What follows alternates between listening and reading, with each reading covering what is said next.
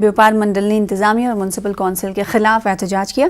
इनका कहना है कि इलाके में नाकिस निकासी निज़ाम होने की वजह से लोगों की जायदाद और दुकानों को सैलाब में नुकसान उठाना पड़ा।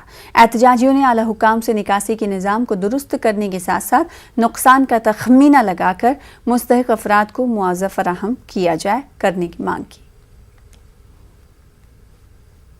कि यहाँ पर ड्रेनेज सिस्टम जो है वो टोटली फेल है। 10 साल हमारी म्यूनसिपल कमेटी को बने हुए हैं। 10 साल में आप बताइए कि बाजार के अंदर ड्रेनेज सिस्टम का क्या सिस्टम है। जितनी भी रकमात म्यूनसिपल कमेटी बनने के बाद 2018 के बाद आई है, तमाम पैसे को जो है वो रफ यूज किया गया है। इंडिविजुअल लोगों को पैसा दिया गया है। चंद 3-4 लोग ऐसे हैं जो म्यूनसिपलिटी के अंदर जो वो पैसा यूज कर रहे हैं, उसका एंजॉय कर रहे हैं। आप देखिए कि पिछले दिनों में एक फ्लड का प्लान बना और 2-3-4 प्लान और बनेंगे और वहां पर बड़े बड़े गेटों के लिए 60-60, 70-70 लाख रुपए के गेट बनाने के लिए रखा जाता है। मैं ये पूछना चाहता हूँ म्यूनसिपल कमेटी से कि इतना बड़ा पैसा आप वेस्ट कर रहे हैं ये ड्रेनेज सिस्टम के लिए नहीं। अगर मोहल्ले के अंदर ड्रेनेज सिस्टम अच्छा होता, बाजार के अंदर ड्रेनेज सिस्टम होता तो ये फ्लड की कंडीशन ना बनती। हमने डीसी साहब से ये मुतालबा किया है और हमने ये भी कहा है कि फौरी तौर पर एक टीम मुकर्रर की जाए, रेवेन्यू ऑफिसर्स को भेजा जाए, बैंक वालों को भेजा जाए, एक पुलिस की टीम रखी जाए और इस बाजार का जो है सर्वे किया जाए कि कितना दुकानदारों का नुकसान